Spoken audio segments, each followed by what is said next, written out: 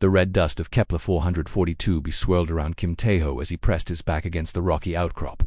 His breathing was steady despite the chaos erupting around him. Plasma bolts sizzled past his position, leaving glowing scars on the alien stone. "Lee, report your position," Tae-ho whispered into his comm unit. Static answered him. Then a voice crackled through, strained and urgent. "Tae-ho, they got us surrounded. Park is down. I count at least 20 hostiles moving up the ridge." Tae-ho cursed under his breath. This was supposed to be a simple reconnaissance mission. Intelligence had reported possible alien military installations on this outer rim planet. What they found instead was a full battalion of Galactic Coalition forces, waiting for them. The mission had started 3 days ago. Tae-ho and his team had dropped from orbit in stealth pods, landing in the planet's northern hemisphere where satellite scans showed unusual energy signatures. The landscape was harsh and unforgiving, with jagged mountains and deep valleys carved by ancient rivers that had long since dried up. Lee Dongwoo was their communications specialist, a quiet man from Busan who could make any piece of tech work even when it should not. Park Ji-hye was their sniper, precise and deadly with any weapon she touched. They had worked together for 2 years and trusted each other completely. Now everything was falling apart. Tae-ho peered around the rock formation. The enemy forces were advancing in organized patterns. These were not random pirates or scavengers. They moved like professional soldiers, using cover effectively and maintaining communication discipline. Their armor was sleek and dark, designed for this planet's environment. The aliens themselves were something Tae-ho had never seen before. They stood nearly 8 feet tall with reptilian features and scaled skin that shifted color to match their surroundings. Their weapons were advanced energy rifles that could punch through most human armor with ease. "Command, this is Ghost Team." Tae-ho spoke into his long-range transmitter. "We have encountered significant resistance. Request immediate extraction." No response came through the static dot.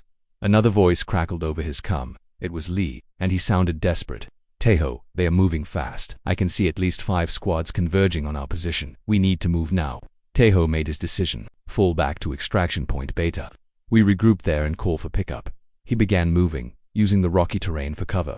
The alien weapons continued to fire, their energy bolts turning small boulders into glowing slag. The heat from near misses made the air shimmer around him. As he moved down the slope, Tae-ho could see the tactical situation was worse than he thought. The aliens had positioned themselves in a perfect encirclement. Every escape route was covered by at least 2 firing positions. This was not a chance encounter. They had been expected. The realization hit him hard. Somehow, the coalition forces knew they were coming. He reached the bottom of the valley where a cluster of strange alien trees provided some concealment. Their purple leaves rustled in the thin atmosphere, creating an eerie sound that reminded him of whispers. "Lee Park, sound off," he called through the comm. "I am pinned down behind the crashed shuttle we spotted yesterday." Lee responded, "Cannot move without taking fire." Silence from Park. Tae-ho felt his stomach tighten. Park Ji-hye never failed to respond unless something was very wrong. He moved toward Lee's position, staying low and using every piece of cover available. The alien patrols were methodical, checking every hiding spot systematically. They were not rushing, which meant they were confident in their trap. When he reached the shuttle wreckage, he found Lee crouched behind what remained of the cockpit. Blood ran down the left side of his face from a head wound, but his eyes were alert. "Park?" Tae-ho asked. Lee shook his head. "Sniper got her about 10 minutes ago. Clean shot from long range. She never had a chance to return fire." Tae-ho closed his eyes for a moment. Park had been with them since the beginning. She had a daughter back on Earth who was just starting university. Now she was gone, another casualty in humanity's expanding war with the galaxy. "We need to move," Lee said. "They are closing the net." But even as he spoke, the alien voices grew louder around them. Commands were being shouted in their harsh, clicking language. Boots crunched on gravel as dozens of soldiers took positions around the shuttle. Tae-ho checked his ammunition. Half a magazine left in his rifle, 1 sidearm with a full clip, and 3 grenades. Against what sounded like an entire company of enemy soldiers, it would not be enough. A voice boomed across the valley, speaking in heavily accented English. "Human soldiers, you are surrounded. Surrender now, and you will be treated according to galactic conventions for prisoners of war." Lee looked at Tae-ho. Both men knew what galactic conventions meant for human prisoners. They had heard the reports from other worlds. Interrogation, experimentation, and eventually execution. "What do you think?" Lee whispered. Tae-ho was quiet for a long moment, thinking through their options. They could try to fight their way out, but the odds were impossible. They could call for extraction, but their long-range comm was likely being jammed. They could surrender and hope for rescue later. None of the choices were good. The alien voice spoke again, closer this time. "You have 60 seconds to decide. After that, we will take you by force." Tae-ho made his choice. He pulled the pins from all 3 grenades and prepared to throw them. If they were going to die here, they would take as many enemies with them as possible. But Lee grabbed his arm. "Wait," he whispered. Look, through a gap in the shuttle wreckage, they could see the alien commander. He was larger than the others, with more elaborate armor and what looked like rank insignia on his chest. More importantly, he was close enough for a precision shot. If we take him out, it might buy us some time, Lee suggested. Tahoe nodded. It was a desperate plan, but desperation was all they had left. He lined up his shot through his rifle scope, targeting the commander's exposed neck area where his armor was thinnest. His finger moved to the trigger. The world exploded in brilliant light as stun weapons discharged around them. Tahoe felt his muscles lock up as electricity coursed through his body. He collapsed, his rifle clattering away across the rocky ground. Through blurred vision, he saw Lee fall beside him, unconscious. The last thing Tahoe saw before darkness took him was the alien commander approaching, his scaled face showing what might have been satisfaction. The hunt was over. Tahoe woke up in darkness. His head pounded and his muscles ached from the stun weapons. The surface beneath him was cold metal, and the air smelled of ozone and something else he could not identify. As his eyes adjusted, he realized he was in a cell. The walls were smooth and featureless, glowing faintly with their own light. There was no door that he could see, just solid barriers on all sides. He sat up slowly, checking his body for injuries. Everything seemed to work, though his left shoulder was stiff where he had hit the ground. His equipment was gone, of course. Even his boots had been replaced with simple slip-on shoes, but they had left his dog tags. The metal chain still hung around his neck, the two small plates resting against his chest. He touched them briefly, finding small comfort in their familiar weight. Footsteps echoed outside his cell. A section of the wall simply disappeared, revealing two alien guards. They were the same reptilian species that had captured him, but these wore different armor, sleeker, more ceremonial. Human, you will come with us, one of them said in broken English. Tahoe stood without argument. Fighting now would accomplish nothing except getting him stunned again. Better to learn more about his situation first. They led him through corridors that curved in ways that hurt his eyes to follow. The ship was massive, bigger than any human vessel he had ever seen. Windows showed the starfield outside, and in the distance, the planet where his team had been captured. Other aliens moved through the corridors, not just the reptilian soldiers, but different species entirely. Insect-like creatures with multiple arms clicked as they walked. Tall, thin beings that seemed to be made of living crystal chimed when they moved. A few others that looked almost human except for their pale blue skin and completely black eyes. All of them stopped to stare as Tahoe passed. Some pointed, others made sounds that might have been laughter. The guards brought him to a massive chamber with a high ceiling that disappeared into shadows. In the center was a circular pit about 50 meters across, surrounded by rising tiers of seats. Hundreds of aliens filled those seats, all looking down at the pit. An arena. Tahoe had heard stories about alien gladiator fights, but seeing one was different. The technology was impressive. The floor of the pit shimmered and changed as he watched, transforming from smooth metal to rough stone to what looked like jungle vegetation. One of the guards pushed him toward a platform that began to descend. As it lowered him into the arena, the crowd noise grew louder, not cheering exactly, but excited sounds from dozens of different species. A voice boomed throughout the chamber, speaking in the common galactic language that Tahoe had learned during his military training. Citizens of the Coalition, today we present a rare specimen, a human warrior, captured during reconnaissance operations in our territory. The crowd made various sounds of interest. Tahoe could see them more clearly now. The front rows were filled with what looked like officers and officials. Their armor and clothing was more elaborate, marking them as important. This primitive species believes itself worthy of challenging the Great Coalition. Today, we will test that belief. Tahoe spotted the speaker. A large reptilian alien stood in what was obviously the command box, surrounded by other high-ranking officials. His armor was gold and black, and he wore what looked like medals across his chest. The human will face 3 trials, the commander continued. First, our automated defense systems. Second, a beast from the outer rim. Third, if he survives, our champion gladiator. The crowd grew more excited. Tahoe could see aliens exchanging what looked like betting tokens. Most seemed to be wagering against him, lasting very long. The arena floor shifted again, becoming an urban environment. Buildings rose from the ground, creating streets and alleys. It looked like a city district, complete with debris and abandoned vehicles. Let the first trial begin. 6 objects dropped from the ceiling into the arena. They unfolded as they hit the ground, revealing themselves to be robotic fighters. Each was about the size of a human but built like mechanical spiders, with multiple weapon arms and sensors that glowed red in the artificial twilight. Tahoe moved immediately. Standing still in an open area would be suicide. He sprinted toward the nearest building as the robots opened fire. Energy bolts sizzled past him, leaving smoking craters in the fake concrete. The robots were fast, but they moved in predictable patterns. Tahoe had trained against automated systems before. They followed programming, which meant they had weaknesses. He ducked into an alley between 2 buildings. The robots split up to pursue him, which was exactly what he wanted. Fighting 6 at once was impossible. Fighting them 1 or 2 at a time was manageable. The first robot rounded the corner and immediately fired. Taeho was ready. He had picked up a piece of metal debris, using it as a shield while he closed distance. The robot's sensors were designed to track movement and heat signatures, but they had trouble adjusting when their target moved unpredictably. Taeho threw the metal debris at the robot's sensor cluster and rolled to the side. Temporarily blinded, the machine fired wildly. Taeho grabbed one of its weapon arms and used his full body weight to tear it free. Now he had a weapon. The energy rifle was designed for mechanical hands, but Taeho managed to figure out the trigger mechanism. When the second robot appeared, he was ready. The fight continued for 20 minutes. Taeho used the urban environment to his advantage, creating ambushes and using the robot's own weapons against them. He learned their patterns, exploited their blind spots, and turned their superior firepower into a liability in the close quarters. When the last robot fell, sparking and twitching on the fake asphalt, the arena was completely silent. Taeho stood in the center of the urban battlefield, breathing hard but victorious. Smoke rose from the destroyed machines around him. His improvised tactics had worked. The silence stretched for long seconds. Then, slowly, sounds began to emerge from the crowd. Not cheering, but something else. Surprise, respect, maybe. The commander's voice echoed again, but this time it sounded different, less confident, impressive. The human has passed the first trial. Prepare for the second challenge. The arena began to shift again, and Taeho knew his real fight was just beginning. The arena floor rippled like water as it transformed. The urban landscape melted away, replaced by dense jungle vegetation.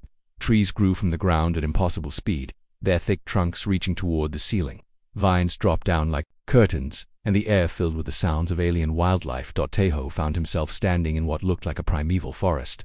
The canopy above blocked most of the artificial light, creating deep shadows between the massive trees. The ground was soft with layers of fallen leaves and rotting vegetation. But this was not just a change of scenery. This was preparation for something much worse than robots. A sound echoed through the jungle that made Taeho's blood run cold. It was part roar, part scream, and completely unlike anything from Earth. Whatever was coming, it was big, angry, and probably very hungry. The crowd in the arena seats leaned forward with anticipation. Taeho could hear their excited chattering in dozens of different languages. They were looking forward to watching him get torn apart. He moved deeper into the artificial jungle, looking for anything he could use as a weapon. The robots had been destroyed, and their energy rifles had shut down when they died. He was back to fighting with nothing but his hands and whatever he could find. The sound came again, closer this time. Through the trees, Taeho caught a glimpse of movement. Something massive pushed through the vegetation, snapping branches like twigs. Then he saw it. The creature stood 12 feet tall at the shoulder. Its body was covered in armored plates that looked like they could stop bullets. 6 legs ended in claws, the size of sword blades. Its head was mostly mouth, filled with teeth designed for tearing flesh from bone. The crowd called it a Korvac beast, and Taeho could see why they were excited. This thing was built to kill. It spotted him immediately, intelligent eyes focused on him with predatory interest. This was not just a mindless animal, it was a hunter that understood tactics. The beast circled him, moving with surprising grace for something so large. It was testing him, looking for weaknesses. Taeho stood, perfectly still, watching its movement patterns. Every predator had habits, and habits could be exploited. The attack came without warning. The Korvac charged through the trees, using its massive claws to tear through anything in its path. Taeho rolled to the side just as those claws raked the air where he had been standing. He came up running, using the thick tree trunks for cover. The beast was fast, but it was also heavy. It could not change direction quickly, especially in the dense vegetation. Taeho had learned jungle warfare in places that most people could not find on a map. He knew how to use terrain, how to disappear, and how to make larger enemies work against themselves. The beast crashed through the underbrush, following his scent trail, but Taeho was no longer where his trail led. He had doubled back, climbing into the canopy using vines and low branches. From above, he could see the creature searching for him. It was frustrated, making angry sounds as it tore apart bushes and fallen logs. Its armored hide looked impenetrable, but Taeho had noticed something during the charge. There was a gap where the neck armor met the head plates, small, but large enough for the right kind of strike. He needed a weapon. Looking around the canopy, he found what he was looking for. One of the tree branches had broken during the creature's rampage, leaving a sharp spear-like point. It was not much, but it would have to do. The beast had stopped moving, standing perfectly still in a small clearing. Its head turned slowly, searching. This was an old predator, experienced in hunting prey that tried to hide. Taeho waited. Patience was as important as strength in this kind of fight. The creature would make a mistake eventually. They always did. It came when the beast moved under his tree. For just a moment, its neck was exposed and within range. Taeho dropped from the branches, his improvised spear aimed at the gap in the armor. The point struck true, driving deep into the soft tissue between the armor plates. The beast screamed and reared up, trying to shake him off. Taeho held on, driving the wooden spear deeper, but the creature was not finished. It slammed backward into a tree trunk, trying to crush him. Taeho let go and rolled away just before the impact. The spear broke off, leaving only a few inches sticking out of the wound. The beast was hurt but not dying. It spun to face him, blood running down its neck. Now it was not just hunting. It was angry. The second attack was more vicious than the first. Claws raked the air in deadly arcs, missing Taeho by inches. He could feel the wind from each swipe, and he knew that one solid hit would end the fight. He needed to finish this quickly. The creature was losing blood, but it had enough left to kill him several times over, using a technique he had learned fighting wild animals in survival training. Taeho waited for the beast to overextend itself. When it lunged forward with both front claws, he dropped low and rolled between its legs. The soft belly was unarmored. Taeho drove his fist upward with all his strength, hitting a pressure point that he hoped worked the same on alien anatomy as it did on Earth creatures. The beast staggered and collapsed. Its breathing became labored, then stopped altogether. Taeho stood over the dead creature, his own breathing heavy. His uniform was torn and bloody, but he was alive. The arena was silent again. This time the silence lasted much longer. When the commander's voice finally spoke, it sounded shaken. The human has completed the second trial. Prepare the champion. But Taeho could hear something else in the crowd noise now. Fear. They had expected him to die quickly and entertainingly. Instead, he had killed their prize beast with nothing but his bare hands and a broken stick. For the first time since his capture, Taeho allowed himself a small smile. Let them be afraid. He was just getting started. The jungle environment faded away as quickly as it had appeared. The arena floor returned to its neutral state, a smooth surface that reflected the lights from above. Taeho stood in the center, still catching his breath from the fight with the Korvac beast. Medical drones floated down from the ceiling, scanning him with blue light beams. One of them projected a holographic display showing his vital signs. Elevated heart rate, minor cuts and bruises, but nothing serious. The crowd was buzzing with conversation. Taeho could not understand most of it, but the tone was clear. That were no longer treating this as simple entertainment. What they had witnessed was something different. A new voice echoed through the arena. Not the commander from before, but someone else. Someone who spoke with authority that made even the crowd fall silent. Impressive performance, human. Few beings have survived both trials. None have done so with such efficiency. Taeho looked up toward the command box. A new figure had joined the reptilian commander. This one was taller, more heavily built, with scars covering his visible skin. His armor was black and silver, worn from use rather than polished for show.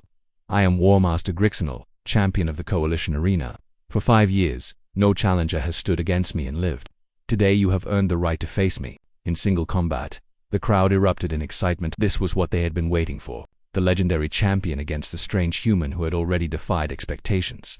Twice Grixenol stepped onto a platform that lowered him into the arena. As he descended, Taeho got a better look at his final opponent. The alien was massive, nearly 7 feet tall with muscles that spoke of decades of training. His weapon was an energy sword that hummed with power. But something was different about this one. The way he moved, the way he held himself, marked him as a professional warrior, not like the mindless beast or the programmed robots. This was someone who understood combat the same way Taeho did. You fight well for a primitive, Grixenol said as he reached the arena floor, but you are tired, wounded, and weaponless. This will not be like your previous encounters. Taeho said nothing. He was studying his opponent, looking for weaknesses, analyzing fighting style. Grixenol held his weapon in a two-handed grip, balanced on the balls of his feet. Classical sword fighter training, probably decades of it. The crowd expects a show, Grixenol continued. They want to see you die slowly, with honor. I respect your skill enough to make it quick. I appreciate the consideration, Taeho replied. His voice was steady, despite his exhaustion. Grixenol paused. You speak our language well for a human. Military training covers a lot of subjects. The War Master nodded approvingly. A professional, then. Good, killing amateurs is boring. He raised his energy sword, and the blade flared to life. The weapon was beautiful in its deadliness, casting dancing shadows across the arena floor. But instead of attacking immediately, Grixenol stepped closer. His creditor's eyes were examining Taeho more carefully, taking in details that others might miss. What is that around your neck? He asked. Tae-Ho touched the dog tags instinctively. Identification tags. Military issue. May I see them? The request was unexpected. Taeho hesitated, then lifted the tags so Grixenol could read them. The War Master leaned closer, his eyes scanning the small metal plates. What happened next surprised everyone in the arena. Grix stepped back, his weapon lowering. His scarred face showed something that had not been there before, recognition, and perhaps something else. Kim Taeho, he read aloud. United States Navy SEAL Team 6 Operation Neptune spear. The crowd noise died completely. Even the other aliens in the command box leaned forward, trying to understand what was happening. Grixnor was quiet for a long moment, still staring at the dog tags. When he finally spoke, his voice carried across the silent arena. I know this operation, he said. We studied it at the Coalition War College. The elimination of your planet's most wanted terrorist leader. A perfect military operation, executed by your species' most elite warriors. He looked up at Tejo's face. SEAL Team 6, the human military unit that specializes in impossible missions. Warriors who are selected from the best of the best, then trained until they become something beyond normal soldiers.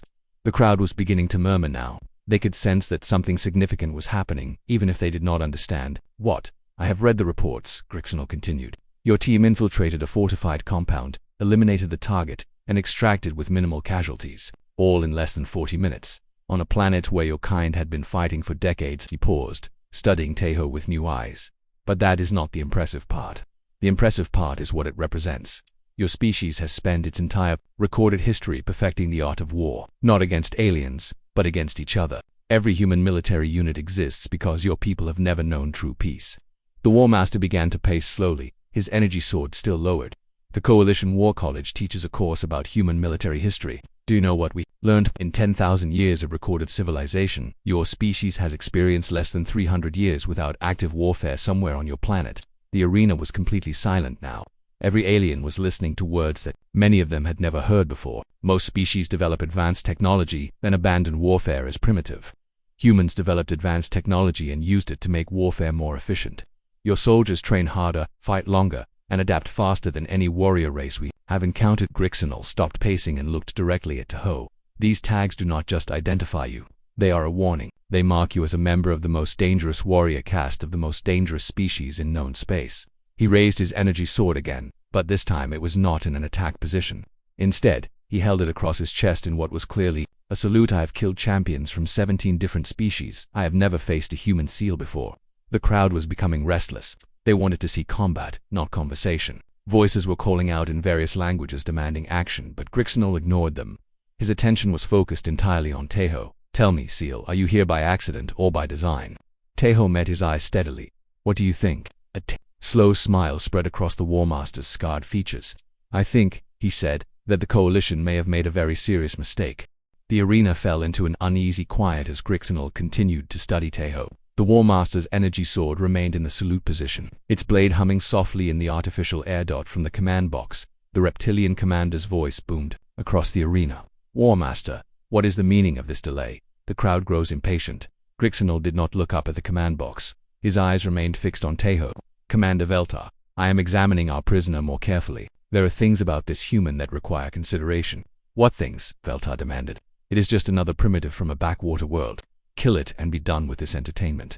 Now Grixnor did look up, and his expression was not pleasant. Commander, with respect, you know nothing about this human species. Perhaps you should educate yourself before making such statements. The crowd was becoming more restless. Alien voices called out in dozens of languages, all demanding action. Some threw small objects into the arena, though they fell far short. Of the two warriors, Tejo used the moment to assess his situation more carefully. The arena's exits were all sealed, but there were maintenance panels and equipment stations around the walls. If he could reach one of those, he might find something useful. But first he needed to understand what Grixnor was really doing. The War Master was clearly stalling, but why? You seem to know a lot about human military operations, Tejo said. The Coalition studies all potential threats, Grixnor replied. Your species was classified as a minor regional power until recently. That classification has been under review. And what conclusion did the review reach? Grixnor's smile was grim, that whoever made the original classification had never actually fought humans before. From the command box, Veltar's voice cut through their conversation. Enough talk, War Master. You will complete this trial immediately, or I will find a champion who will. Grixnor's expression darkened. He turned to face the command box directly. Commander, you are welcome to step down here and face this human yourself. I am sure the crowd would enjoy watching you try. The challenge in his voice was unmistakable. Veltar fell silent. I thought not, Grixnor continued. In that case, I will conduct this trial as I see fit. He turned back to Tejo, but now he was speaking quietly, his voice pitched so only the human could hear. Your reconnaissance mission, he said. It was not random, was it? Tejo said nothing, but his expression was answer enough. How many ships? Grixnor asked. Enough. When soon? Grixnor nodded slowly. The Coalition has made many enemies over the years. We assumed that human military technology was too primitive to pose a serious threat. If we were wrong about that, you were wrong about a lot of things, Tahoe said. The War Master was quiet for a moment, thinking. Then he spoke again, still keeping his voice low. This arena, this ship, this entire fleet. It represents a significant portion of the Coalition's military strengths in this sector. If something were to happen to it, that would be unfortunate, Tahoe agreed. Grixenol laughed, a sound with no humor in it. You are not a prisoner at all, are you? You are a targeting beacon. Before Tahoe could respond, alarms began blaring throughout the ship. Emergency lights flashed red, and automated voices spoke in multiple languages. Alert unknown vessels. Detected on approach vector. All combat personnel report to stations. Alert unknown vessels detected on approach vector. The crowd erupted in panic. Aliens began streaming toward the exits, pushing and shoving in their haste to leave. In the command box, Veltar was shouting orders at his subordinates. Grixenol raised his energy sword, but not in an attack position. Instead, he reversed his grip and offered the handle to Tahoe. A warrior should die with a weapon in his hand, he said. Tahoe took the sword, feeling its weight and balance. It was well made, perfectly suited for its owner's fighting style. You are not going to fight me, he asked. I am a warrior, not a fool, Grixenol replied. Besides, I suspect we may have more pressing concerns, very shortly.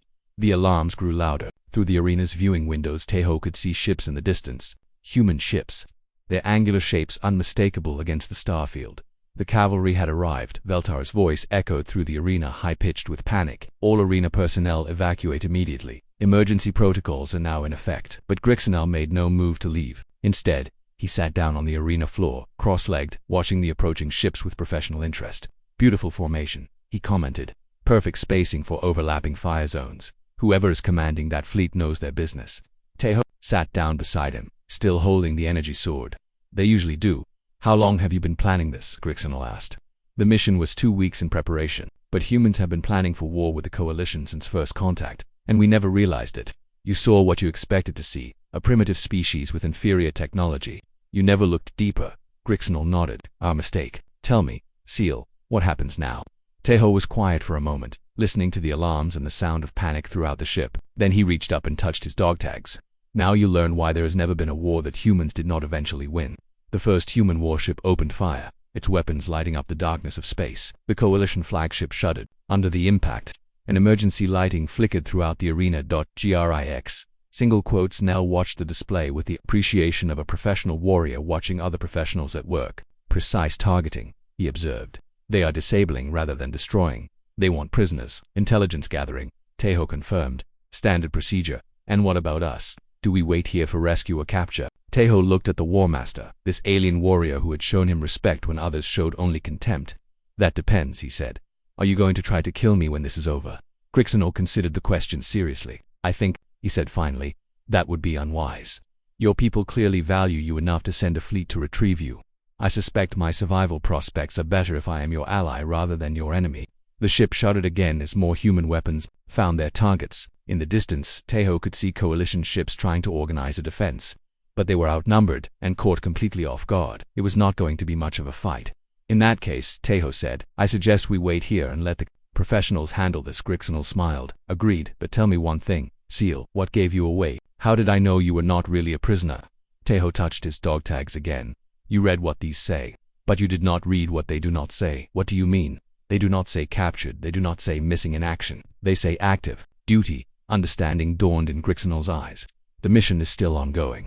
The mission, Tahoe confirmed, is just beginning. The Coalition flagship shook violently as human weapons continued their systematic destruction of key systems. Emergency lighting bathed the arena in red, and the artificial gravity fluctuated with each impact. Most of the crowd had fled, leaving only Tahoe and Grixenol sitting calmly in the center of the combat pit. Through the viewing windows, the battle was clearly visible. The human fleet had the Coalition ships completely outmatched. Their formation was perfect, their targeting precise, and their tactics flawless. It was not a battle so much as a demonstration of superior military capability. Your fleet is impressive, Grixenol observed, watching a Coalition destroyer explode in the distance. How many ships? Enough to get the job done, Tahoe replied. The War Master laughed. You humans are very fond of that phrase, are you not? Enough. It serves its purpose. Indeed it does. The arena's main doors burst open, and Coalition security forces rushed in. They were led by Commander Veltar, who looked considerably less composed than he had when the entertainment began. His elegant uniform was torn, and there was blood on his scaled face. War Master, he shouted, why are you still here? We are evacuating all essential personnel. Grixinol did not stand up. I am exactly where I choose to be, Commander. The human fleet will be boarding soon. You need to come with us now. No, Grixinol said simply. Veltar stared at him in disbelief. What do you mean? No. I mean that I will remain here with my fellow warrior. He gestured toward Tejo. We will await the outcome of this battle together. Are you insane? That human is our prisoner. He is the reason this attack is happening. Grixinol stood up slowly, his full height making him tower over the reptilian commander. His hand moved to the backup weapon on his belt. Commander, I suggest you choose your next words very carefully. Veltar looked between Grixinol and Tejo, his mind clearly working to understand the situation. You are protecting him. You are protecting the prisoner. I am showing proper respect to a fellow warrior. He is human. He is nothing but a primitive from a backwater world. Grixinol's expression turned dangerous. Commander, that human sitting beside me is a member of the most elite military unit of the most dangerous warrior species in known space. He has killed a dozen of our combat robots and our prize Korvac, beast with nothing but his bare hands and improvised weapons, and you call him primitive. The security forces behind Veltar shifted nervously. They had heard about the arena trials, but seeing the aftermath was different. The destroyed robots were still scattered across the floor, and the dead beast was visible in the corner where it had fallen. Moreover, Grixinol continued. This entire battle is happening because you and your superiors were too arrogant to properly assess the threat that humanity represents. You captured one of their special operations soldiers and paraded him around, like a trophy, never realizing that he was exactly where he wanted to be. Veltar's eyes widened as understanding finally dawned. He is a spy. He is a targeting beacon. Grixinol corrected. Every move he has made since his capture has been calculated to provide intelligence to his fleet, his location, our defensive capabilities, our ship layouts, our weapons systems. All of it has been transmitted to the human command. Tejo finally spoke, his voice calm despite the chaos around them. Actually, that is not entirely accurate. Both aliens turned to look at him. I am not just a targeting beacon, he continued. I am also an assessment specialist. My job was to evaluate coalition military capabilities and recommend appropriate response levels. And what Grixinol asked was your assessment. Tejo touched his dog tags, and for the first time, Grixinol noticed that one of the metal plates had a small blinking light on it. Target acquired. Coalition flagship. All weapons free. The transmission was brief, but Grixinol understood its significance immediately. The dog tags were not just identification. They were a communication device. How long have you been in contact with your fleet? He asked. Since the moment I was captured. Veltar backed away, his face showing the full horror of realization. You have been feeding them information this entire time. Standard operating procedure, Tejo confirmed. Never waste an opportunity for intelligence gathering. The ship shuddered again, but this impact was different. Softer, more controlled. Grixinol recognized the sound immediately. Boarding pods, he said. The recovery teams are here, Tejo, agreed Veltar, and his security forces looked around desperately, but there was nowhere to run. The human fleet had surrounded them completely, and boarding parties were already inside the ship. What do you want? Veltar asked. What are your terms for surrender? Tejo stood up, still holding Grixinol's energy sword. That is not my decision to make. I am just a SEAL. Surrender negotiations will be handled by people with much higher pay grades than mine. But you can influence the outcome. Possibly. Then name your price. What will it take for mercy? Tejo looked at Grixinol, then back at Veltar. That depends on what you consider mercy to be. The sound of human combat boots echoed through the corridors outside the arena. They were getting closer, moving with the systematic precision of soldiers who knew exactly what they were doing. The coalition has been expanding into human space for months. Tejo continued. You have attacked our colonies, enslaved our people, and declared us a primitive species unworthy of consideration. Did you really think there would be no response? Veltar's security forces raised their weapons, but Grixinol stepped between them and Tejo. Lower your weapons, the War Master commanded.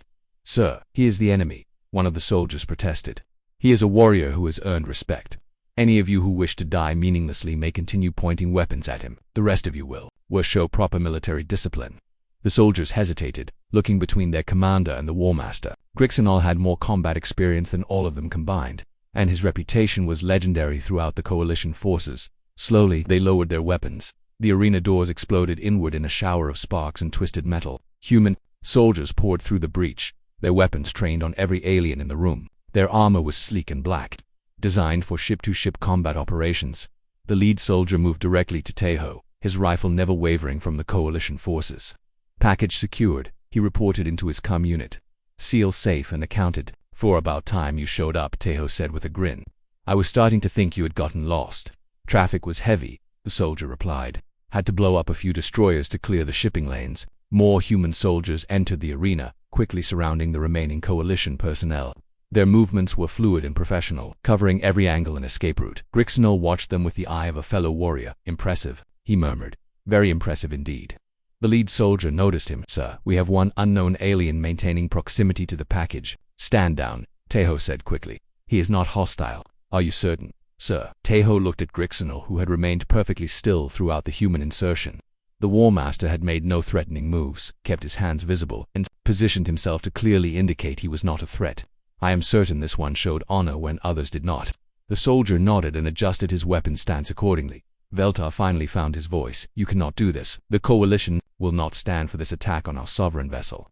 The lead soldier turned to look at him. "Sir, you are currently in violation of 17 interstellar laws regarding the treatment of prisoners of war. You have also violated the Galactic Accords on sentient rights by forcing captured military personnel to fight for entertainment. Those laws do not apply to primitive species," Veltar protested. "Humanity was granted full galactic citizenship status 6 months ago," the soldier replied. "All interstellar laws apply. You are now under arrest for war crimes." Grixnell stepped forward. "Soldier, I formally request prisoner of war status under Human Military Convention." The soldier looked to Tejo for guidance. "He fought with honor," Tejo said, "and he chose to protect me when he could have chosen otherwise. Grant his request." "Understood, sir." As the human soldiers began processing the Coalition prisoners, Grixnell approached Tejo one final time. "Your people," he said. "This fleet, this operation, it is much larger than a simple rescue mission, is it not?" Tejo nodded. "The Coalition declared war on humanity when you attacked our colonies. This is just the opening move, and the rest of the Coalition fleet will discover very shortly that they severely underestimated human military capabilities." Grixnell was quiet for a moment, processing the implications. "Your species does not fight limited wars, does it?" "Not when our people are enslaved and our worlds are attacked," Tejo confirmed.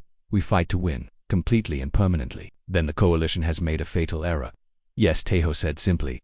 "They have." As the human soldiers escorted the prisoners toward the exit, Grixnell paused at the arena doors. "Seal," he called back. "It has been an honor." Tejo raised his hand in a brief salute. "Likewise, War Master." The arena fell quiet as the last of the Coalition personnel were led away. Tejo stood alone for a moment, looking around at the arena where he had fought for his life just hours before. His unit crackled to life. "This is Admiral Chen, aboard the fleet flagship in Unsil Kim. Tejo, please respond." "This is Tejo. Mission accomplished, Admiral. Outstanding work, son. Intelligence reports that your transmissions provided exactly the tactical data we needed. Coalition resistance in this sector has collapsed." "What about the rest of their fleet?" "Currently being engaged by 2nd and 3rd fleets. Initial report suggests complete tactical surprise." "The Coalition never saw this coming." Tejo smiled grimly. "They saw what they expected to see, a primitive human from a backwater world." "Their mistake," the Admiral agreed. "Prepare for extraction. We have a war to finish." As Tejo walked toward the exit, he touched his dog tags one final time. The mission was complete, but the war was just beginning. The Galactic Coalition was about to learn a lesson that humanity had been teaching for 10,000 years. Never underestimate the quiet professional in the corner. He might just be calling in the cavalry. The arena fell quiet as the last of the Coalition personnel were led away. Tejo stood alone for a moment, looking around at the arena where he had fought for his life just hours before. His unit crackled to life. "This is Admiral Chen, aboard the fleet flagship in Unsil Kim. Tejo, please respond." "This is Tejo. Mission accomplished, Admiral. Outstanding work, son. Intelligence reports that your transmissions provided exactly the tactical data we needed. Coalition resistance in this sector has collapsed." "What about the rest of their fleet?" "Currently being engaged by 2nd and 3rd fleets. Initial report suggests complete tactical surprise." "The Coalition never saw this coming." Tejo smiled grimly. "They saw what they expected to see, a primitive human from a backwater world." "Their mistake," the Admiral agreed. "Prepare for extraction. We have a war to finish." As Tejo walked toward the exit, he touched his dog tags one final time. The mission was complete, but the war was just beginning. The Galactic Coalition was about to learn a lesson that humanity had been teaching for 10,000 years. Never underestimate the quiet professional in the corner. He might just be calling in the cavalry.